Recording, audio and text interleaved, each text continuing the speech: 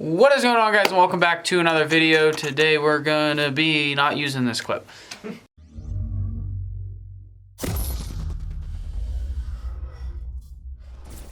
What is going on, guys, and welcome back to another video. Today we're going to be installing the UGS by PolarStar into a VFC Avalon. So if you guys do have a different gun that is an M4, some of the modification may vary. It's just a heads up, but as you can see in front of me, we have the UGS system right here and the bracket that it comes with, along with the nut and washers. Now, looking at this gearbox, you may be wondering, what is wrong with that gearbox? So I have already done all the modifications required to install this unit. You can actually look up the instructions on PolarStar's website, but it is just instructions, and I myself like visuals and watching someone do things.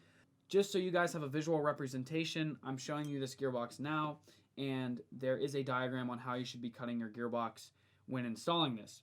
So the first thing you need to do is get your gearbox down to nothing. I mean, this gearbox shell is just the shell. So go ahead and strip your entire gearbox of all the internals that you can't see on the top right here, and take everything out. Go ahead and use either a Dremel, or you can even use an angle grinder. It's a lot faster with an angle grinder, but it's less precise, so I actually use the combination of the two. And you go ahead and cut off the back of the gearbox like so.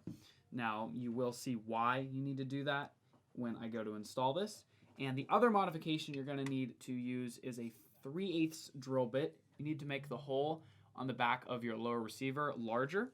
The reason you do that is because when you take your UGS system, it needs to slide through like so. Now, if you were to do that before drilling, this would not fit. Now, unfortunately, you do need to modify the body itself.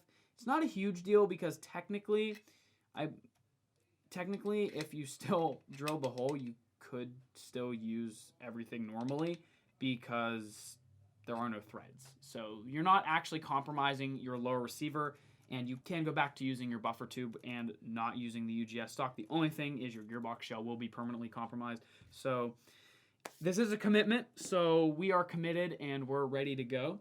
So pretty much pause the video and go ahead and modify your lower receiver and modify your gearbox with the picture provided on the screen now. And then once you do that, go ahead and come back and we will go ahead and get this installed. All right, so now that you've made all the modifications to your gearbox shell and your lower receiver, you can go ahead and get back into your gearbox shell. I did put 4 or 5 of the screws into the gearbox just because I wanted everything to be secure when it's clamped down in the vise. All right, so now with the gearbox apart, you can go ahead and put your unit back into the gearbox. Now, as you can see, I've already trimmed my macro line, but we're going to get to the specifications on that in a second. All right, so now that your trigger board is back in your gun, we can go ahead and reinstall the safety arm and your trigger. Now, the reason I reinstall my trigger, even though I'm just testing, is because I like to make sure that the trigger is installed when putting the gearbox in, because sometimes you can get angles to install your gearbox that you would not normally have with the trigger. So if everything goes together really nicely without the trigger, and then you finalize it and go to put it in with the trigger, and you can no longer engage the gearbox at that angle, you're going to be in a predicament. So make sure everything works with what you're going to use, and obviously you're going to be using the trigger. So just for added measures, I put the trigger in, and I'm going to put in the screws that are going to be used, because I want everything to fit the way that it would when it's finalized. All right, so this is what the gearbox essentially looks like right now. We have the macro line coming out the back, and we're going to go ahead and drop this back into our lower receiver just to get a mock-up of how much macro line we're going to need to cut off. We're going to need to trim this macro line. All right, so just putting the gearbox in like so, the macro line's already starting to come out the rear. So obviously that's going to be too much macro line, considering the fitting is all the way up here and our macro line is all the way back here. So we are going to need to cut this, but for now I'm just going to move it out of the way so that way I can see the distance of where the macro line needs cut, and we're going to need to lose a little bit. So let's go ahead and trim our macro line. Now obviously with your unit in front of you, you're going to be able to get a very accurate measurement for how much macro line you're going to need. I also just kind of cut without really thinking about it. So it's not the best strategy, but we do tend to have the materials to fix any mistake I make, so that makes things a little easier. So now as you can see, we have our UGS right here and our gearbox shell here. We still do need to take more macro line off. So just go ahead and keep trimming your macro line until it is the correct distance and it lines up with the fitting. So that's close, but we do just need a tiny bit more off. So take off less than you think, because you can always cut more off. You can't add more macro line.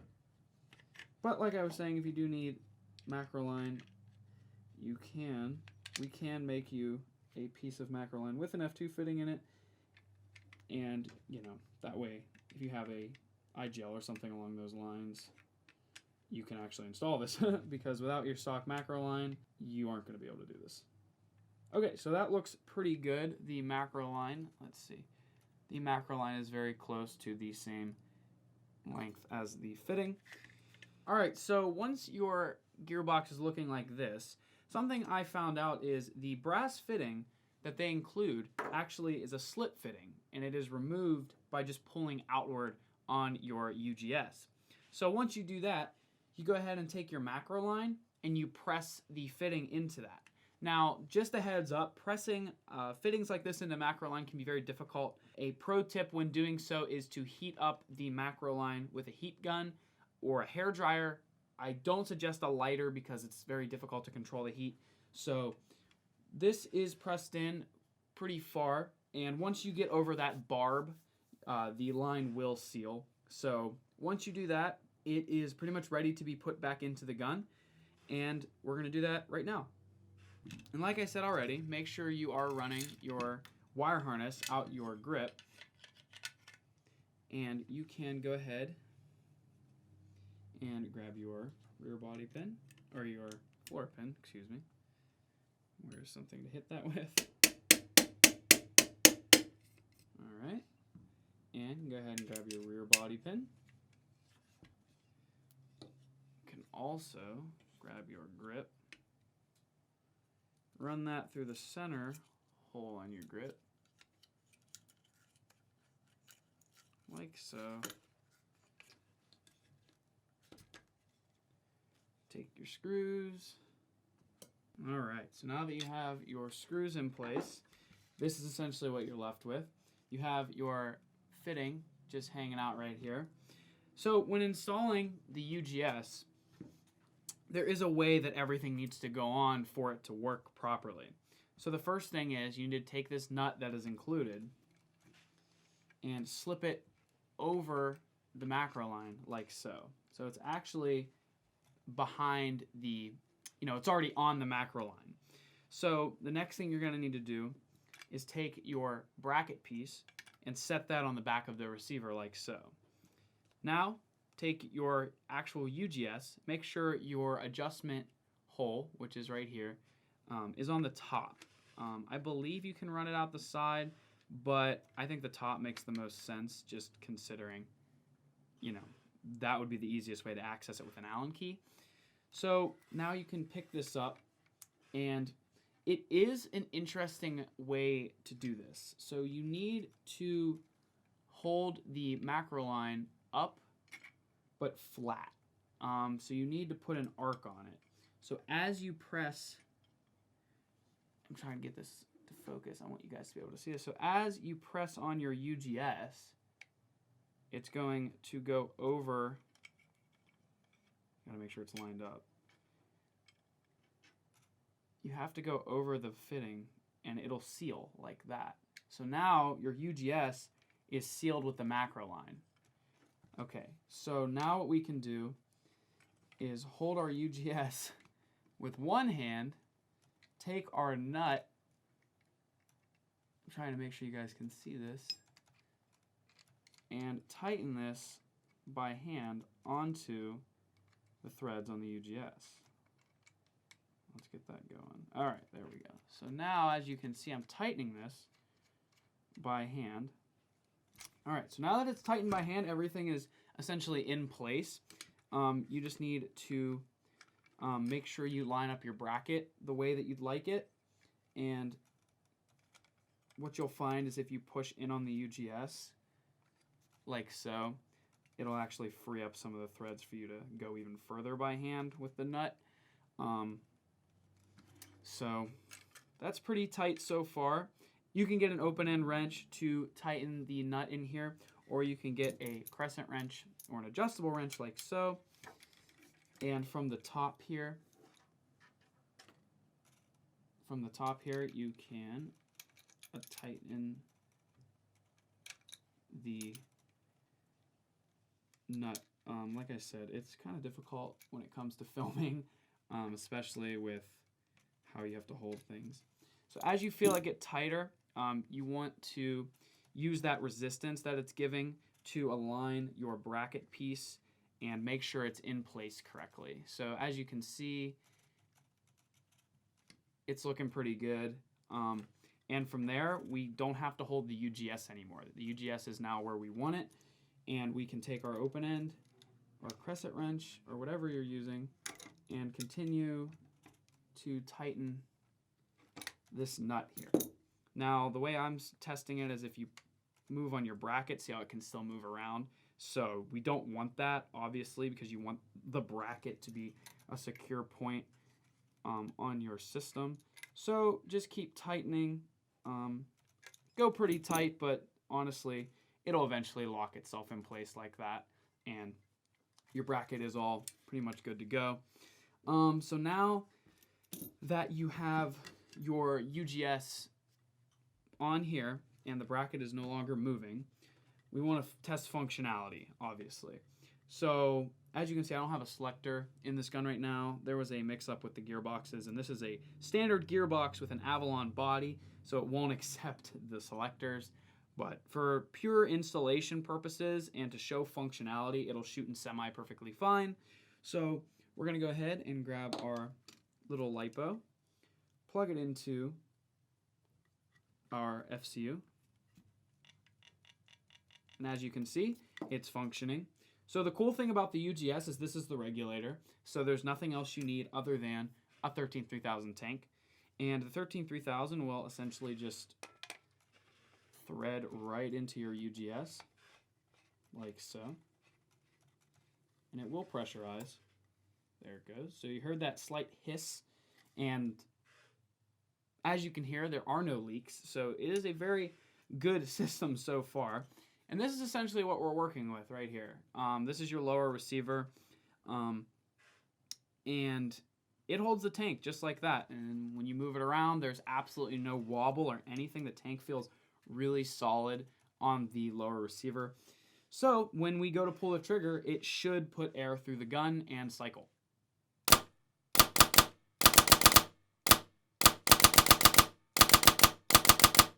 Cool. So something you can also note is when you first hook this up, when we first tested it, the PSI was set extremely low, not causing the unit to cycle properly. It felt like it wasn't getting the air it needed. So go ahead and adjust your UGS. If you turn it to the right, if you're looking down on it and you turn it to the right, that'll actually increase the PSI. So, you know, shoot one, turn a little, shoot another, turn a little until it functions properly. And as you can see, the unit is functioning just like it should. We have no leaks going on anywhere. You can tuck your data cables down or whatever. But essentially from here, you would just put your upper receiver on and your gun would be good to go. The UGS is a very, very simple install. Aside from the cutting of the gearbox and the drilling of the lower receiver. The biggest thing for me was, unfortunately, PolarStar's instructions on their website were not as clear as I feel they could have been. If they added a few images or even just diagrams, it would have been so much easier, because they're referring to terminology that obviously with a new product, us as consumers aren't going to be as familiar with, meaning we're not going to understand what they mean by the forward port valve thing. Don't quote me on that, but you know, I didn't know this brass fitting just came out at first. I thought you had to push the whole unit on at one time. So it was a trial and error for myself, and I feel like it is a very straightforward install once you kind of take a step back and understand, and you know, all those things. But if you guys need to look at their instructions, we will provide the link to the instructions on how to install this from PolarStar down below in case you need to learn anything else that we didn't cover. But honestly, overall, I'm super excited to see the longevity of this product. It's a really awesome product, and I think that PolarStar really killed it with this one. So you are able to pick up a cover, like a stock cover, I believe, that utilizes these holes here, and these holes are for the stock to lock into position. So it actually will hide most of your tank and make it look like a normal rifle rather than just a tank coming off the back. But for MSW events and long milsim events, I feel like this is a great option, considering you have no hoses or anything. So thank you guys so much for watching, and if you have any other questions about how to install your MRS, feel free to drop a comment, shoot us an email, or give us a call. We'd be happy to help you. If you like the UGS and think it's a good product, comment down below why, or why you might pick one up, and like the video. It's much appreciated, and as always, have a great day. Bum bum ba-dum, bum bum bum ba-dum.